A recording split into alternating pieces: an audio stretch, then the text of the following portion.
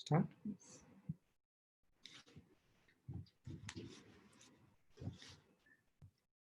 Namaste. Welcome to Pavitra. For those who are a little new to Pavitra, a little bit about Pavitra. Pavitra is a place where people come together to sing, to meditate, to have conversations about how we can improve our well being, how we can enhance our balance of body, mind, and soul. Today, we're going to breathe in Pavitra. And to take us through this lovely breathing experience, we have Arti ji, who is who has done her masters in Yoga Shastra. She's actually called a Yoga Pandit. She's a certified level 2 teacher under the Ayush Ministry of the Government of India. She started yoga at a very young age, and she was very fortunate enough to learn very early in life that yoga is her longing in life. She traveled across India to various ashrams and schools to study yoga. And now she is a head teacher at the Govardhan School of Yoga, where she teaches students across all age groups, across all cultures, across all countries. She teaches yoga, she practices yoga, and she even heals people through yoga. So we are very fortunate to have Arti ji amongst us today, as she's going to take us through this life-giving experience. Over to you, Arti ji. Thank you so much. I feel extremely grateful today to be here with Pavitra Foundation, and I'm so mesmerized with the things that they are doing. When I got to know, I was very impressed on how they are very keen, the whole team, to spread the holistic healing. And definitely on the eve of Yoga Day, I feel this is a perfect opportunity for us to understand more about the well-being aspect. So today I'm going to take you through a special journey of something which we call as Prana Kriya. It is non-different than different pranayam practices that we will be doing. I'm sure with this current COVID crisis time, we all are so much convinced about that, how much we need to improve on our immunity levels. So I'm sure most of you are already practicing, you've learned yoga, pranayam, you're already focusing on your breathing. However, today I want to add on some deeper aspects to your practice, which will definitely take your practice to the next level if you're already a practitioner. If you're new to the practice, never mind, we are still going to have some demonstration and we're going to learn a lot of the sequencing part. So just quickly allow me to share one presentation and then we can start our discussion on the same. In case in the middle, if you pop up with some curious question in your mind, please feel free to post the question in the chat. Just I will share the presentation.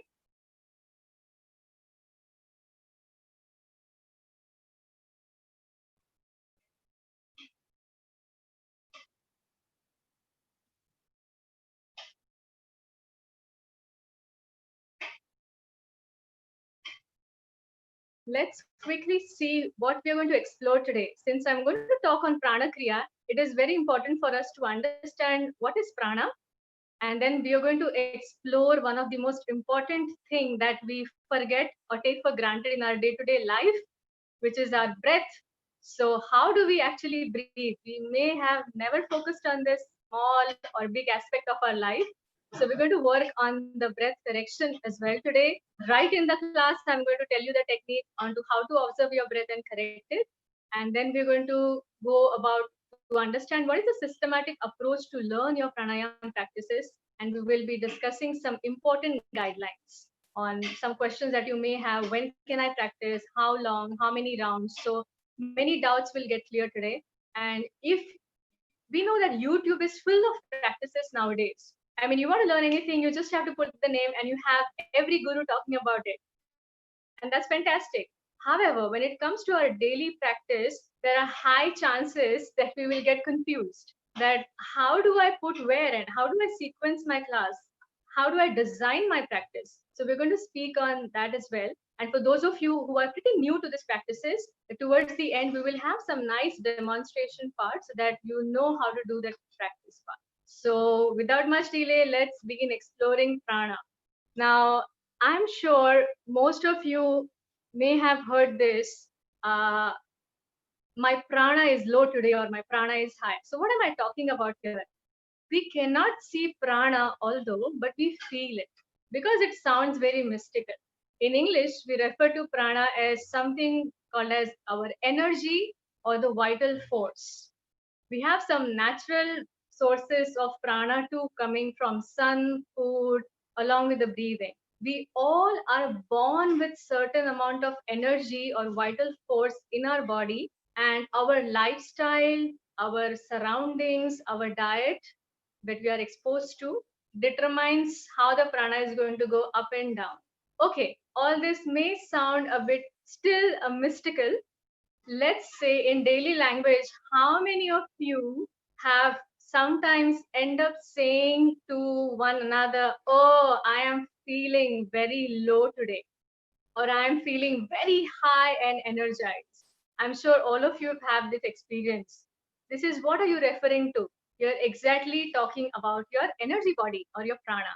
So this is what is we are talking about today on how to enhance it. So although I cannot see that how is somebody tired, can you show me that you're tired? Can you prove it to me? No, you just feel it. So we feel the prana or we feel the energy. And how to enhance this through our pranayam practice is the subject matter of today's class. So what happens most of the time is we end up catching up some practices that we learn from everywhere around us. Like the social media is now buzzing with things.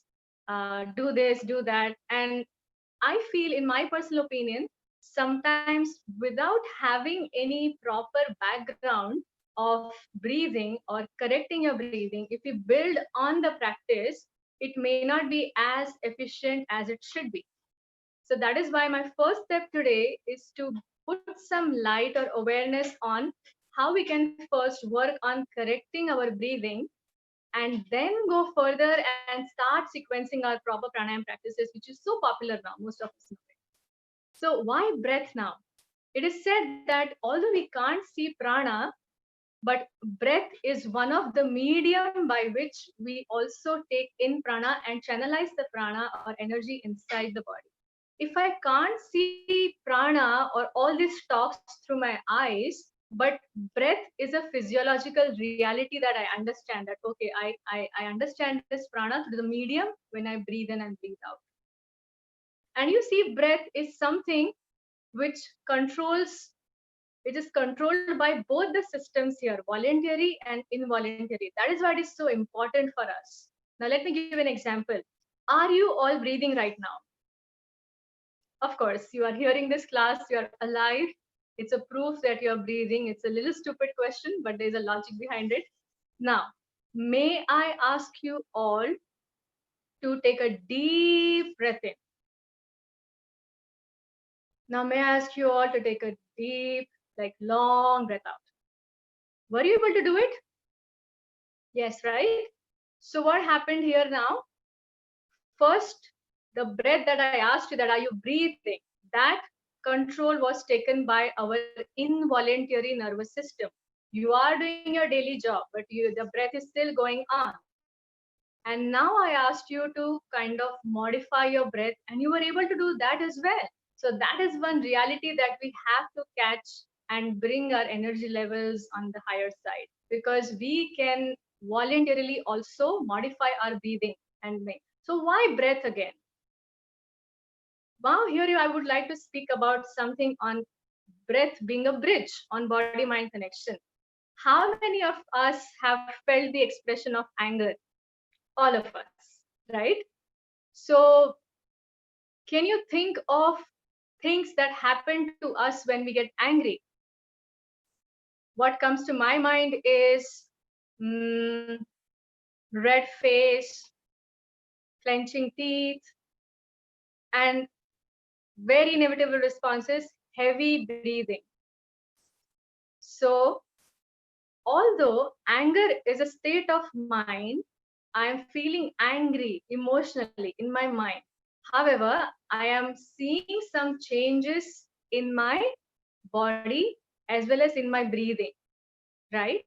So if I go through some changes of emotion in my mind, I see it effect on my breath as well, on my body as well. Then can I use this nice reverse approach?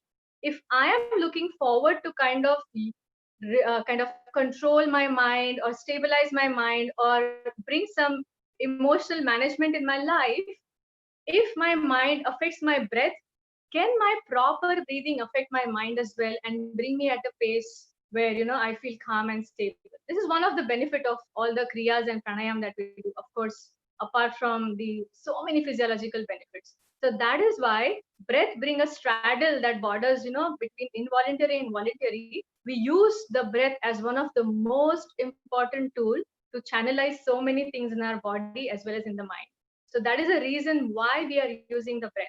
So before I go into the technique part of what are the practices should be done on some general guidelines, I want to understand how do we all breathe. So now here there is going to be some self introspection happening in next few slides, and we are going to analyze on ourselves as I give you some options on how are you breathing. So time to observe your breath slightly more closely at this point of time now. How does the breath work? Let's understand that. Now, breath is part of our prakriti, the nature, how we are made. So it's very smart. It knows how to protect itself. So what has happened nowadays is naturally our propensity or need to breathe deeply has gone down due to reduced physical activities. So there is not a natural state anymore where we are having so much of physical work where we naturally feel like inhaling and exhaling deeply to get that work done. It's not happening anymore. So the result is there's a shallow breathing happening. With today's lifestyle, tolerance level, or whatever you call it, whatever the result or the cause for it is, what happens is we succumb to the emotional outburst too soon. That brings change in our breath pattern as well. As I was giving the example of being getting angry, I'm sure we must have thought that how the breath as well changes with anger. So any emotional outburst we have, it definitely impacts our breathing. And now it's a common sense. More emotional outburst, more changes in the breath pattern on a consistent level. We all are into, most of us are into some sedentary jobs in a closed environment. So any kind of a closed environment is not giving us that nice space to breathe in and breathe out. So naturally our breath capacity has gone super shallow. And because we are staying in a very polluted atmosphere, almost like in a urban cities, we have this mechanism in the body where the lungs, the breath, the body wants to protect itself from all the toxins and pollutants in the air. And for that reason, the breathing is very shallow as well. So these are some reasons that although we are not aware, but due to these factors, our breath has gone to toss. We just don't know how to breathe. So before going into any pranayam practices, our first fundamental job is to get our breath right. And then we'll have the magnified effects of everything, kriya or practices that we do. So what is the result of this now? Since we know why we breathe shallow, what happens? The breath is shallow, or because of the emotional outburst and the lifestyle, it is super rapid, or it is erratic. It's completely irregular, or it is restricted due to the atmosphere or pollution around. This is how the breath is. I'm going to go into slightly more detail in the next slide on to check how you are currently breathing. So what are the results of this now? We are always taking in insufficient oxygen, and we are neither removing carbon dioxide properly out of our body. And that is the main reason why our bodies are starving of the important prana as well as oxygen. And we have a lot of physical tension. We have low immunity, emotional instability. I mean, the list is long. I never wanted to make it very scary, but the list is really long of what are things we can invite just by not breathing in properly. So this is one of the fundamental steps we need to understand, that what are we doing to our breath and how are we breathing. Okay. So I have seen so many people that they have this complaint of, I usually feel very low throughout the day. I'm no more having the energy that I used to have. And, I have nothing. I mean, there's no pain or there's nothing happening much, but I don't know why. And these people end up going to several doctors, end up, taking up different tests and checkups to the labs. However, there is nothing disorder that is actually diagnosed in the body, and sometimes the result is not there. It's just because of the insufficient oxygen and the starving body because of the improper breathing. So that is a reason why we need to understand how to first breathe properly. Okay, so now let's see, how are you breathing, each one of us.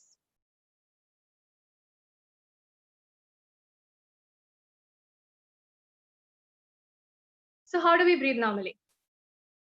So shallow breathing, or it is also referred to as high breathing. This is one of the trademark of stress, that you have a stressful lifestyle. Okay, guys, when I say stress, I do not mean that stress means you need to have some external stimulus where you've lost somebody or the death of the closed ones or some stressful situation. Remember that we build up a lot of stress of just to do things in our life. Like, for example, if I wake up in the morning and I start to think, oh, I have to do this, I have to do this, I haven't done this, or there's a doorbell ringing, or there's a phone ringing, oh, I have to get back to him, or I have to get back to her. Mind you, even these are stressors which are affecting your breathing. So I know few of you, most of us who are already into spiritual life, maybe we know how to handle the stress, we know all the tips about stress management, we know how to transcend this stress and everything. However, I'm not just talking about some intense stressors that can come in life. I'm talking about our day-to-day life stress of doing things, getting things done, and everything is making us stressful. So what happens with this? We have a shallow breathing. What do I mean when I say shallow breathing or a high breathing? Ideally, I'm supposed to use my abdomen, where there is one more breathing muscle above here, which is called as diaphragm. So of course, when we come to the demonstration part, you will know this, how to breathe properly more clearly. I'm just trying to explain what does shallow breathing mean right now. So wait for the demonstration part for greater clarity on this point. Okay. So what am I doing in shallow breathing? I'm not using any of the part of my diaphragm, which is a breathing muscle below the chest. I'm just using my, not even the lower chest, so not even the lower lungs, only using the upper part of the chest and lungs over here. So that is the reason I'm not taking in or filling up my lungs properly in. So that is called as shallow breathing. The next part I may be doing is called as reverse breathing. So I want you all to check it for yourself. Reverse breathing means contrary to the natural flow of the body. This is mainly due to anxiety, fear, and again, stress is inevitable in everything. Okay, so let me quickly explain you what does reverse breathing mean. Ideally, when we breathe in, our abdomen should come out. So now I want you all to breathe in and naturally check. Now don't don't do this because I said it. Be natural in your breath. Do not modify it. Just check how your breathing is naturally. What happens to your abdomen when you breathe in? Whether it comes out or it goes inside. So check this out, and I'm going to come to each one of you towards the end of the class on what is happening to you. So this is reverse breathing. What happens to your belly? Ideally, when we breathe in, the abdomen should come out, and when we breathe out, the abdomen should go in. If this is not happening, which means we have been doing reverse breathing, again depriving our body of the proper intake and outtake of the gases.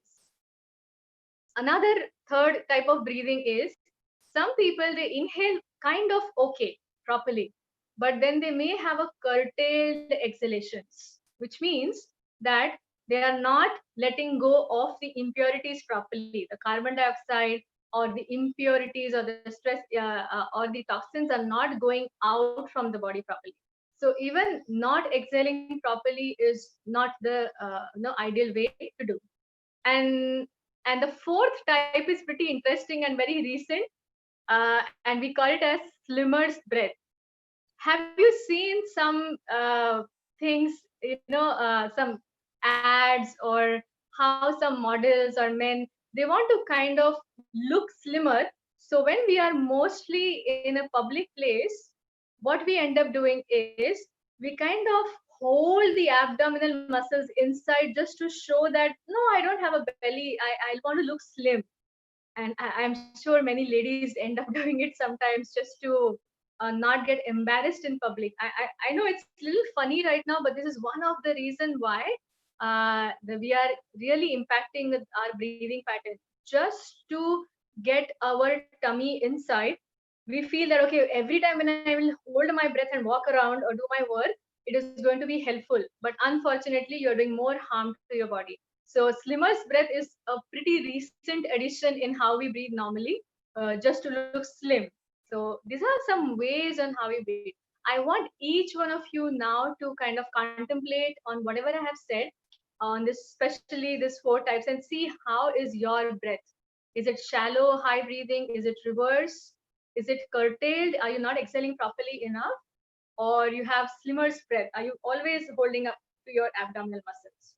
So this is what how we breathe in. So what do we do now? Okay, maybe most of us have detected by now that I think I always breathe shallow or maybe reverse. So what do we do now? So now we will be understanding on how to do the auto correction of our breathing.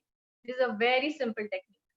So if we want to breathe our way to health, all we need is correct breathing. Now, correct diet gives us nutrition, and correct breathing is going to give us lot of prana in the body. And the technique is called as conscious breathing. So how do we now start? This is a starting point to our pranayam practices. Maybe most of you who are today on this session are already practicing some breath work, some pranayam from different teachers, or already into it.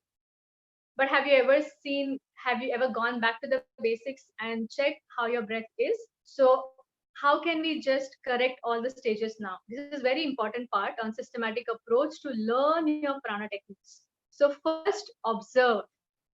And I am remembering a nice analogy here. So we have, if we have some naughty child and he's really playing pranks around, a stern look from a father will kind of make that child aware that I have to behave myself. So child is exactly somewhere I can compare it to the our breathing. Our breath is very smart enough to understand itself. All we have to do is start by observing it. So we just have to observe the breathing, and the moment you start to observe, it will start to happen that oh, I have need to correct, it's shallow, it's high. So you will observe everything and it will start to correct itself. Identify the wrong way, which you already did, most of you, I guess. And now how do you correct the breathing? So self correction in lying down position is one of the best beginners technique to do it. When we lie down on our mats or on the bed or on the mattresses, when you lie down on the mat, what you have to do is you have to place your one hand on the abdomen and another hand on the belly, and start to breathe in deeply and fully. And consciously, you have to now make this change where when you inhale, your abdomen rises up. And when you exhale, the abdomen goes down. And same happens with the chest. The chest is going to expand because we're going to take the air inside. And the chest is going to kind of relax again as we breathe out. So I'm repeating it again. So when you are in a lying down position, you just place your one palm on the belly and one palm on the chest. And now visualize that I'm lying down right now. And now in this position, you take a deep breath in and then you bring your abdomen up, chest expands, and the air is still here. And the same reverse way, the abdomen goes down, chest relaxes. This is your first step on doing it. So now there is no timing to do it. There are no contraindications. Anytime you have little time, start to do this on daily basis. So it's not that I have to consciously be going crazy over how I'm going to correct my breath throughout the day. No, giving some time to this conscious breathing is going to automatically improve your breath pattern, and you will see a lot of changes in your energy levels too. So this is one of the ways you can do. You can kind of visualize a balloon here, that how the balloon, when you put air in the balloon, how it kind of first the lower part is kind of, full, then the middle part and the upper part. So what happens when you blow air in the balloon? Remember that same example for this deep breathing. Sometimes some usage of prop also helps in correcting your breath work. So while you're lying down on the mat, you can place some lighter notebook or notepad or a diary. Make sure it's not very heavy. So making sure keeping some light object on your belly, or even with when I teach breathing to children, I usually encourage them by using some soft toys, so they're excited about the whole thing, and also they can see the object, whatever you keep, it goes up and down. So this is the way you first start correcting your breathing. Gradually, as you understand that, okay, I'm doing it correctly in a lying down, it's happening, then you come up in a sitting pose, and you can do this before your pranayam practice, so that your breathing is right. You are setting up the nice foundation, and then going on to the further practice, right? So now let's quickly understand some of the I'm planning to share this slide.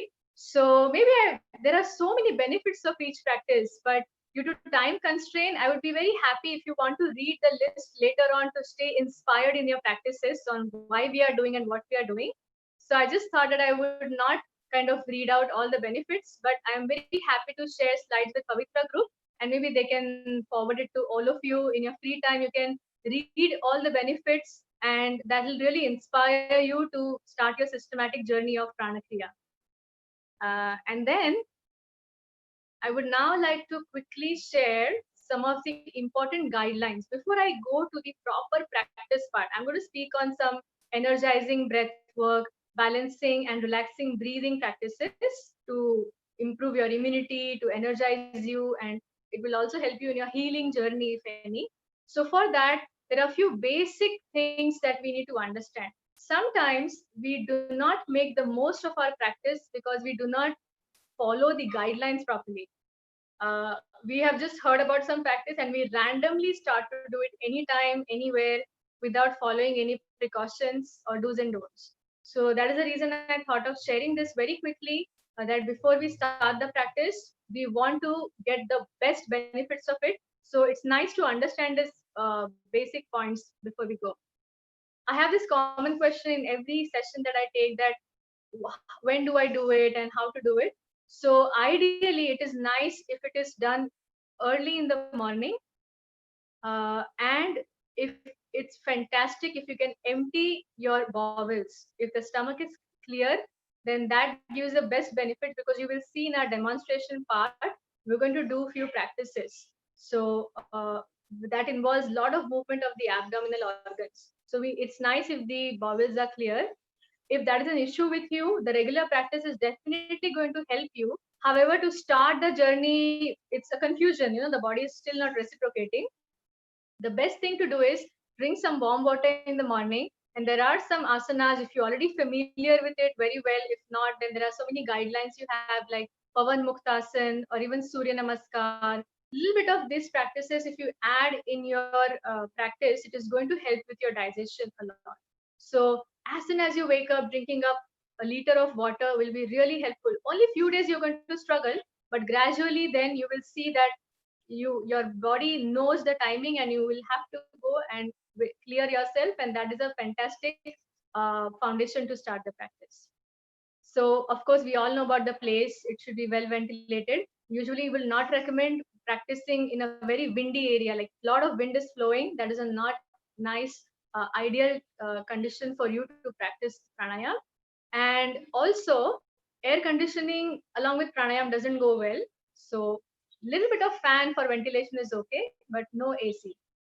Meals, very important point, one of the most important points.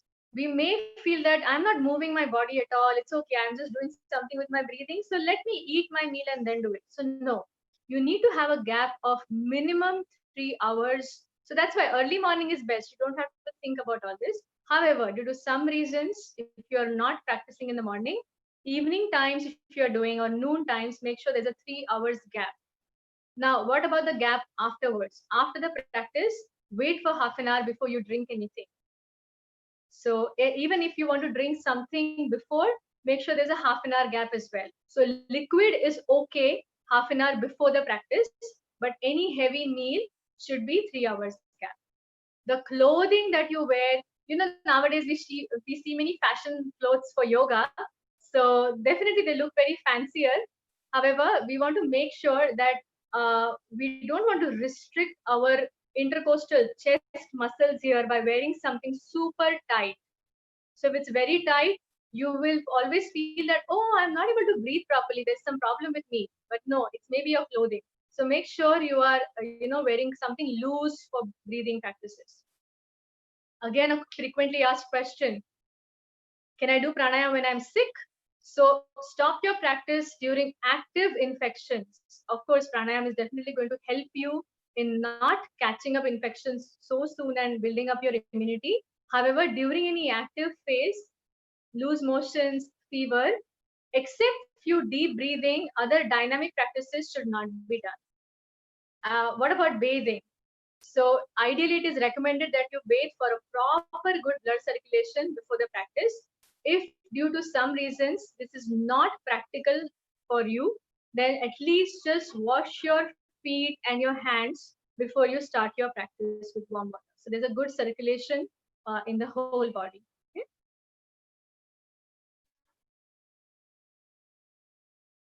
So mostly you will realize that you are very inspired to do these practices, but the moment you start to do, you have some pain in the back, or the shoulders are super stiff, or my neck starts to pain. These are some common complaints that we get from many people who start enthusiastically their pranayam journey, but they have a lot of pain in the back. So some kind of physical exercise is advisable before your pranayam practice.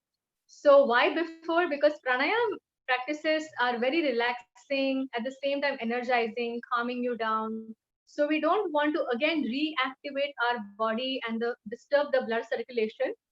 So whatever physical exercise, whether you are a yoga asana practitioner, or you like to go for cycling, or you like to go for a walk, or you have a small gym at your home, you have some things to do, or you're going out, whatever it is, you do it before your pranayam practice. And then if you do pranayam, I guarantee you'll be able to sit very comfortably for longer time. 10-15 minutes will be easy with back straight. So you can do physical exercise before. Avoid any kind of distractions. They have that as a me time. Take it as like a nice sadhana. If you have distractions, you are not mindful of your breathing. So it's very important to be there in the present moment. Never be in a hurry. Pause and observe. I have seen people always sticking up the to-do list. I was one of them. I have improved with time.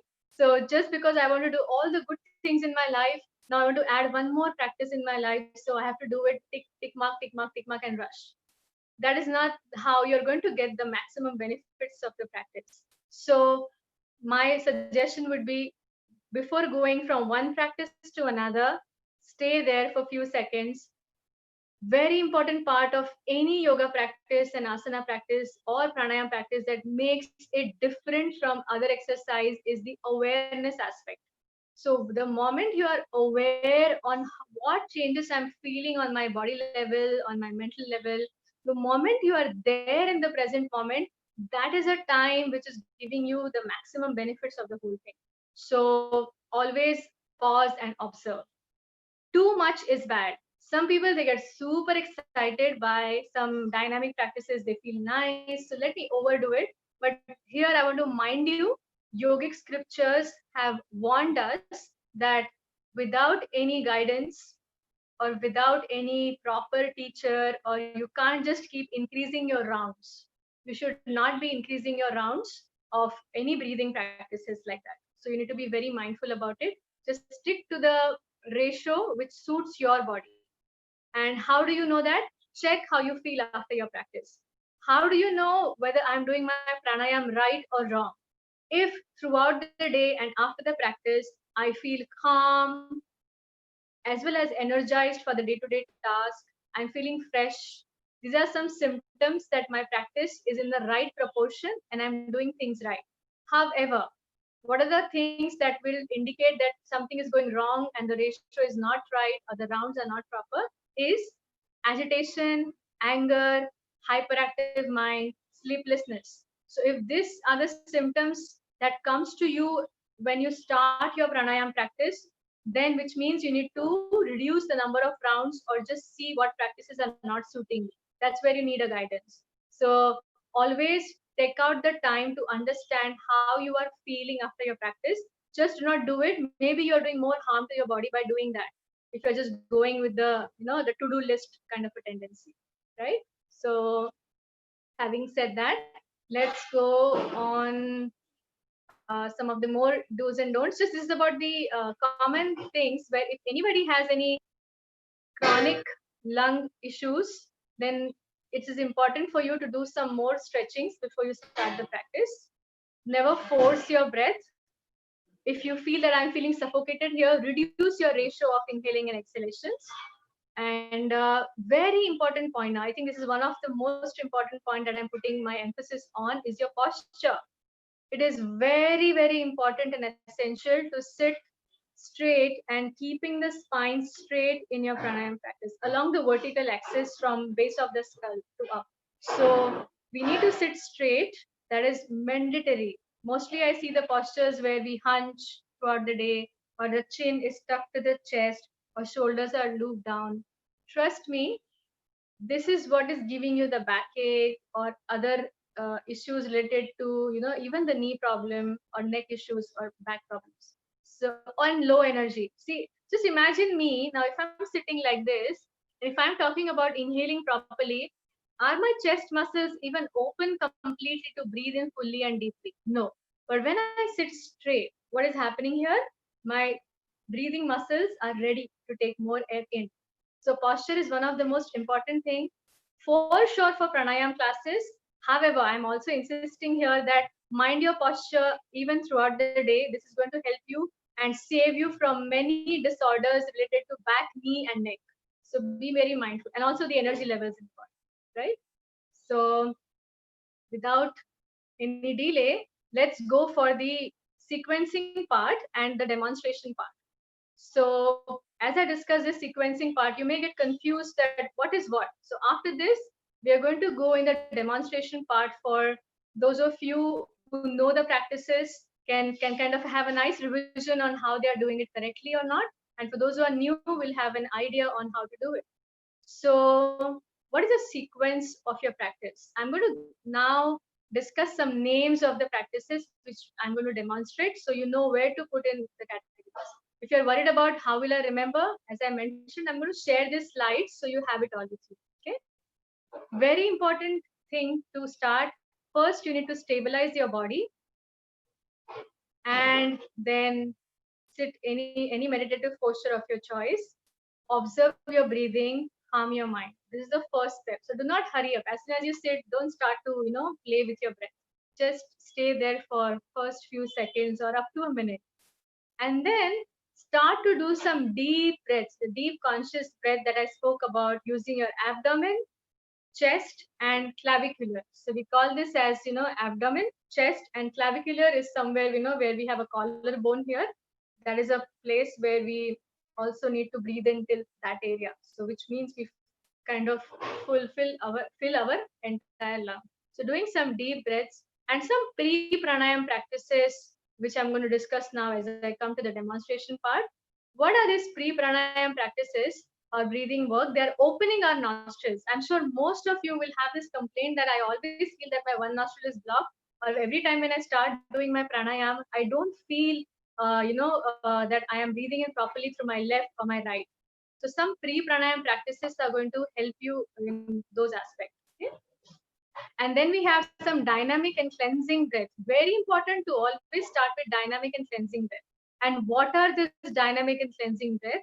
The breath work like Kapala Bhati and Vastrika that most of us maybe are familiar with this or maybe not. So these are the dynamic breath. We do it in a faster pace. There's a lot of energy and quick work involved. Forceful breathing is involved in this. So why we do this first? To clean our nostrils, to clean the respiratory tract, to improve the efficiency of our lungs, and then prepare ourselves for the more balancing breathing. So after dynamic and cleansing breath, Then we go for the balancing breathing. And the balancing breathing is one of the most popular practice and very beneficial, which we call as Anulom Vilom.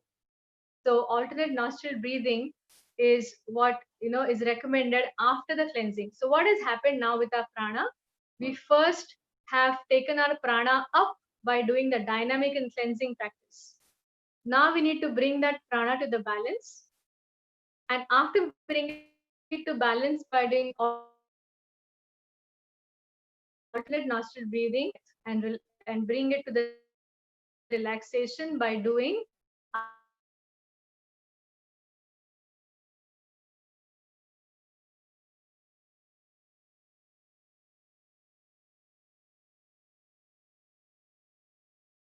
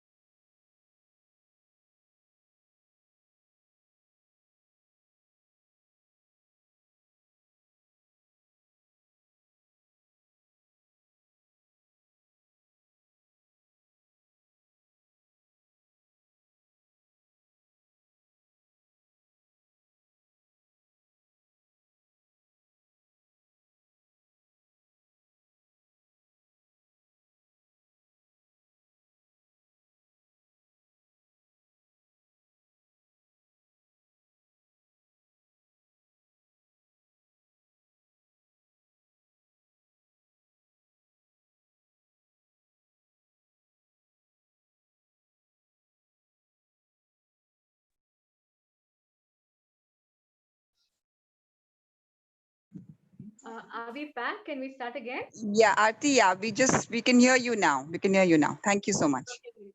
Yes. Okay. So I was trying to share about the importance of this sequence. And what I have realized is through my experience with the yoga teachers under whom I've trained with, and the hospitals where we have this naturopathy and yogic cure for patients, many who choose to do have the holistic way of healing, want to avoid so many medicines and all. So we have been trying this sequence on them, and we have tremendous positive response and amazing case studies to prove the efficiency of this particular sequence, where we start with first dynamic, like a cleansing work, then we balance the breath, and then we relax the breath. So without much ado, now let's go to the practice part. And I'm going to talk about the dynamic breathings, balancing breath, and relaxing breath. So maybe now I would like to just magnify the video so that I can you all can see me properly. And I would definitely want you all to read the slides when I share with you, which speaks about the cleansing breaths, their benefits, and how many rounds to do. So let's go for the demonstration part now. So I'm just stopping the share now, and we will go for the demonstration.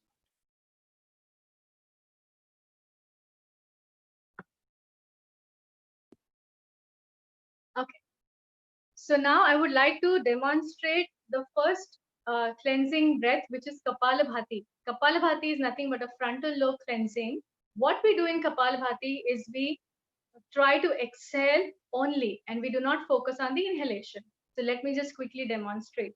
While sitting in Kapalbhati, your hands can be in Drona Mudra. So we know the Drona, we just reverse the palm and place it on our knees. This helps in relaxing our abdomen, right? So in Kapalbhati, the focus is only on active exhalation through both the nostrils. Something like this. two actions are happening here simultaneously. As I breathe out through my nostrils, my abdomen is going inside. Now, let me just also remind you what not to do. When we breathe out, sometimes we are doing throat Kapalbhati instead of nose Kapalbhati. So we may feel I'm doing everything correct. My belly is also moving in and out, but we are not doing the correct way. So what not to do is what I'm showing right now. Focus here on the sound.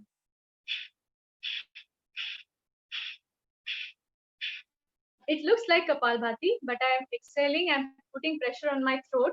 So that is not Kapalbhati. Nostril exhalation is a proper Kapalbhati. Okay? So ideally Kapalbhati needs to be done at the first thing as a cleansing breathing. You can do around 30 to 40 strokes as a beginner and gradually do 2 to 3 rounds of 30 to 40 strokes. And gradually, as you keep on progressing, or for those who are already doing, what is the best rounds or number of rounds that you should be doing is around 120 rounds, or you can do Kapalbhati for up to a minute, and like that you do 3 rounds. So total you are doing 3 minutes of Kapalbhati. However, you are taking a break of 1 minute each. So after every 1 minute, stop, pause, and start another round. This is Kapalbhati. For example, if you haven't understood how to still do it, I can give you the analogy of how you blow the candle. Imagine this is a candle, and now you have to just blow the candle off. Same thing you do in Kapalbhati, closing your mouth. So this is one of the ways to understand, how to do Kapalbhati, right? Now let's move to the next demonstration part, Bastrika. Bastrika is nothing but a fast breathing. The difference between Kapalbhati and Bastrika is in Bastrika we are also inhaling and exhaling both. In Kapalbhati, our focus was only on active exhalations, right? However, in Bastrika, we are also inhaling and exhaling. So the focus more is going to be on the expansion of the chest. So how to do Bastrika now? There are a couple of ways. I'll show you both. One is just where your hands are in any mudra of your choice, and you just do a fast, rapid, forceful inhalations and exhalations, something like this.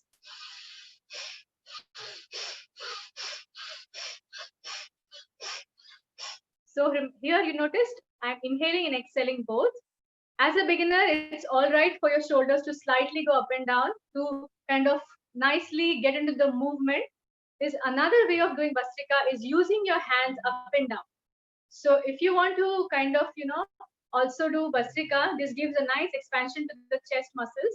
So you can lift your arms up as you inhale and down, like you're pulling it down like this. So that is also a way you do Bastrika. How you follow the rhythm of Bastrika? Something like a train. When train is at the station, it starts slowly, then it picks up the speed, and then it becomes more slower, and then stops. This is how you should do Bastrika. So I start slow, and then fast, and then again end very slowly. So for Bastrika also, around in the beginning, do not worry about the rounds. Maybe you feel tired even with 10 rounds, 15 rounds. There are common sensations that you feel after doing this dynamic breathing of Kapalbhati and Bastrika is you may feel slightly dizzy, you may feel heavy-headed, and that's completely normal sensation, right? So do not feel overwhelmed with the sensation. They are natural because it's a hyperventilation practices. There's a fast exchange of oxygen and carbon dioxide happening. But let me tell you, as an inspiring statement here, as we all currently fight with COVID-19 situation, these two breath work along with the other breath work are one of the most important practices that we have to include in our daily practice. These two practices are definitely known to build up our immunity, to remove all the toxins from the body, and improve our lungs efficiency. So there can be no other benefit we want at this current time. So as you sequence your class, if you're already practicing, make sure you're definitely adding either Bastrika or Kapalbhati, any one of them on your daily basis. You can alternate the sequence like that in your breath work, in your Prana Kriyas. So this is these are one of the most important practices for your immunity building as well. They are also energizing you. They have effect on your digestive organs. Well, they're also good for weight loss, which is one of the popular things now going on. So these two practices are extremely important. However, I have something to share here with these practices. There are some contraindications of these practices. If you have any active heart problems, if you have high blood pressure, if you have stomach ulcer, or any recent abdominal surgeries during menstruation, pregnancy, this dynamic breathing should not be practiced. You can go for the modified version, like just doing some half fast breathing. There's one more technique you do. You close your nostrils and you just inhale and exhale through one nostril. This is like pre-pranayam practice. These few rounds would not hamper much. But if you have active heart problem, I would not recommend it. If you have blood pressure, just see few rounds how you feel. If you feel uneasy, then there's a time to reduce the rounds or stop. So there are some contraindications for dynamic breathing. Rest other breath work are pretty friendly for all of us. Okay? So now I want to go quickly to the next demonstration, which is alternate nostril breathing. And this is very simple. You have to breathe in through your one nostril and then exhale through another nostril. So I will just quickly explain it once. Always taking pranav mudra with our right hand and then closing the right nostril with the thumb. So maybe if it's a mirror image, I don't know, you can use your right hand and then using the right thumb to close the right nostril and left. And this is very common, so I'm not putting much time on this practice. Maybe most of us know this. So you have to inhale through the left at the count of 4 and exhale to the right at the count of 4. This is a beginner's ratio. If you're already a practitioner, you have to always gradually progress yourself into expanding your exhalation. This is one of the most important points in improving your breathing capacity and removing the toxins out from the body. So always focus on longer exhalations. So number one ratio is, if you're a beginner and still struggling to breathe in fully and deeply, inhale at the count of 4 and exhale at the count of 4. Number two, inhale at the count of 4 and now gradually work on exhaling at the count of 6. And if you feel over a period of time this is also very comfortable, now you inhale at the count of 4 and exhale at the count of 8. This is the ideal ratio for your alternate nostril breathing, 1:2, right? So moving further to the third practice now, which was relaxing practice. And this is called as Brahmari, one of the most important practice. This is a sound of a humming bee. So what do we do in this practice is, we inhale through both the nostrils, and while exhaling, we make the sound of makara.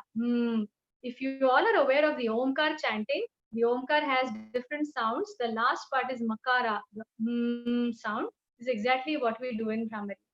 So you can inhale deeply through both the nostrils, and while exhaling, making the sound of makara.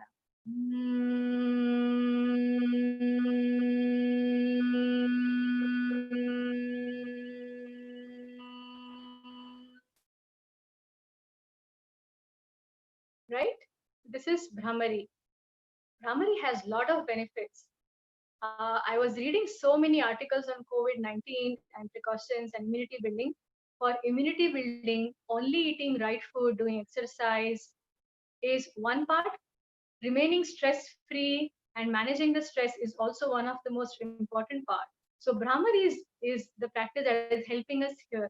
Brahmari Pranayam is really helpful for those who constantly feel anxious, have stressful responses in every situation, have insomnia, depression, hypertension, high blood pressure. If you are looking for focus, concentration, peace of mind, these are some proven scientific benefits of Brahmari.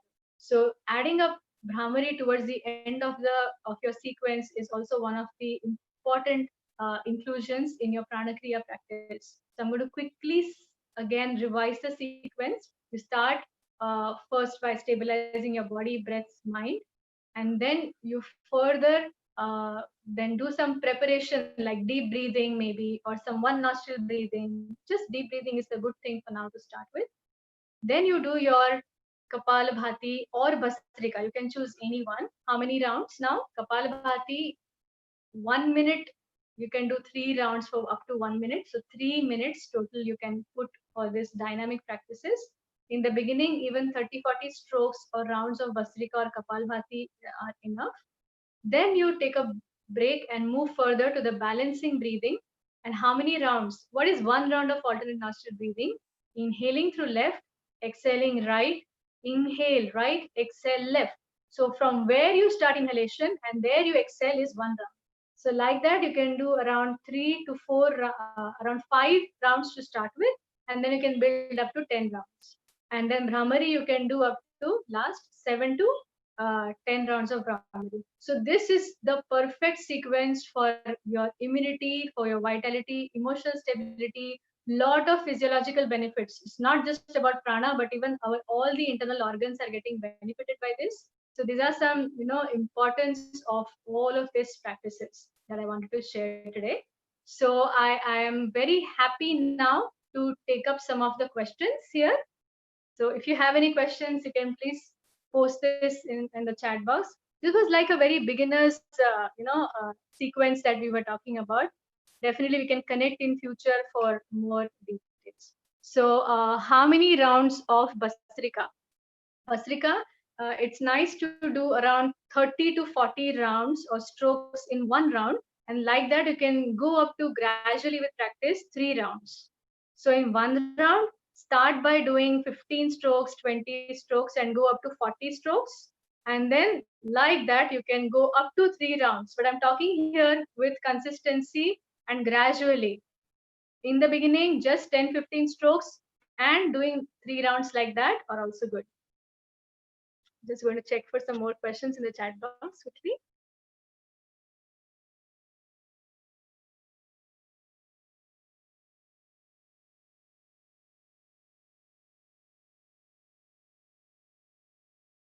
During Bhastrika, do we have to take care if the stomach comes out when we breathe in? Yes. So also in Bhastrika, we have to be mindful about the abdomen, but not too much.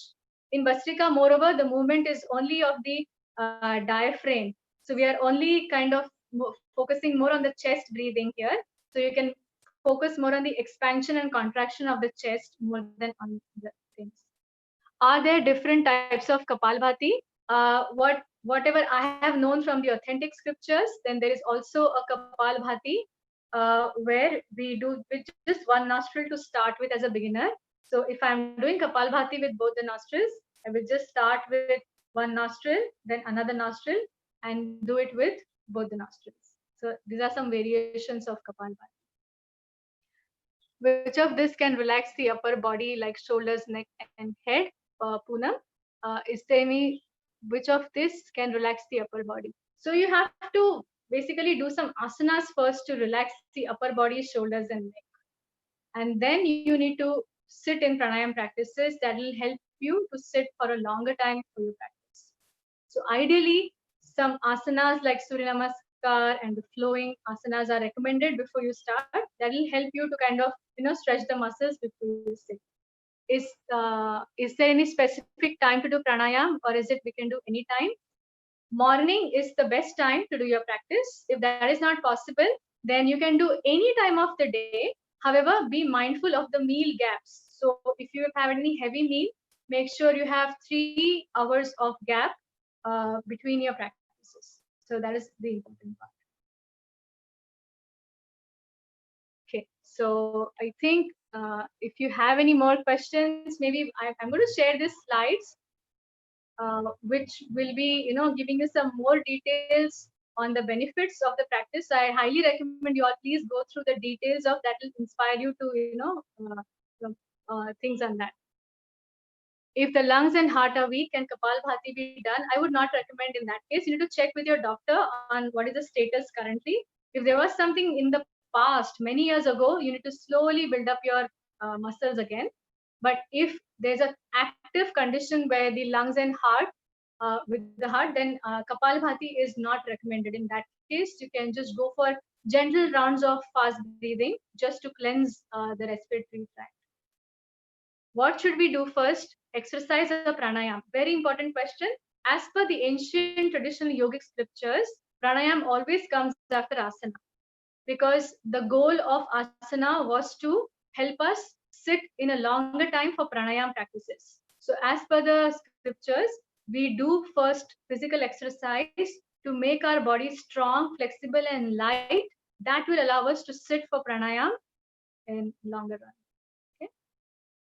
Some asanas for stress relief. There are many, but I'll have to restrict myself here to the subject matter. But I'm sure in future we can connect more through Golden School of Yoga. Also, if you are interested, we are very happy to host you, and we can connect more through some workshops like this, where we can dedicatedly work on some of the asanas for stress relief, or basically yoga for stress management. After pranayam, what to eat and how much time gap. So after pranayam, please wait for half an hour before you start to drink or eat anything. And anything, whatever regularly you eat. Of course, as you would know that any yoga practices would highly recommend the intake of all this sattvic food. And again, that will take us another class to speak on what is sattvic food, but I'm sure most of you are familiar with it. So you can eat anything, any regular breakfast that you have been eating, sattvic, simple, light, easy to digest food after half an hour. How many times can we do two panorama? Can you pranayam? Okay. Surya Namaskar, can it precede pranayam? On certain occasions, if you want to energize your body, then you can do some fast breathing just to activate your body for the day and then go for some practices. But ideally, pranayam is always done after your asana practice.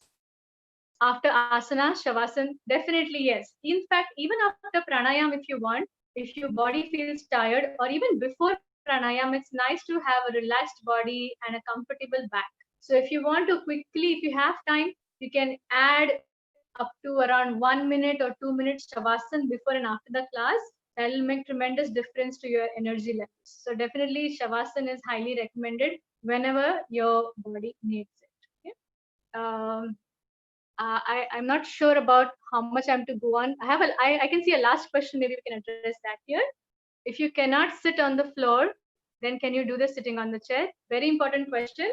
Definitely. So some quick tips on if you're sitting on the floor and if you don't feel comfortable with your knees, just place some bolsters below your hips. That is going to bring your hips above your knees. That is going to make our life much easier and make our back straight. So you can use any meditative pose like Vajrasan, Padmasan, Sukhasana. Sukhasana is simple cross-leg position. Whatever familiarity poses you have, you can use that. If that is not possible, I would especially say that people who have knee issues should not be sitting down in Vajrasan. So you're not doing it in sitting down. So sitting on the chair, however, keeping your spine straight again is important. Okay? So I have mentioned some contraindications in the slide.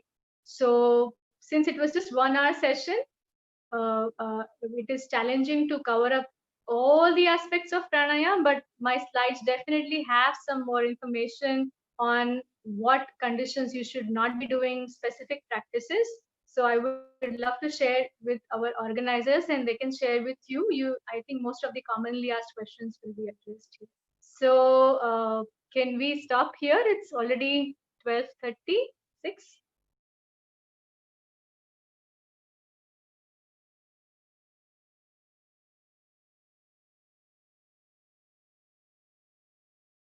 Is gone. Yes. So maybe if they have more questions, you can send it to me again later. Maybe I can reply to you because I think the time is up and organizers would like to know. And I will be sending some of the slides so you all can refer to it, read in your free time for more information. Thank you so much, Arti ji. It was an amazing session, very beneficial and informative. Thank you so much. We'll see you soon on a Pavitra platform. Thank you. Yes, thank you so much, everyone. Thank you.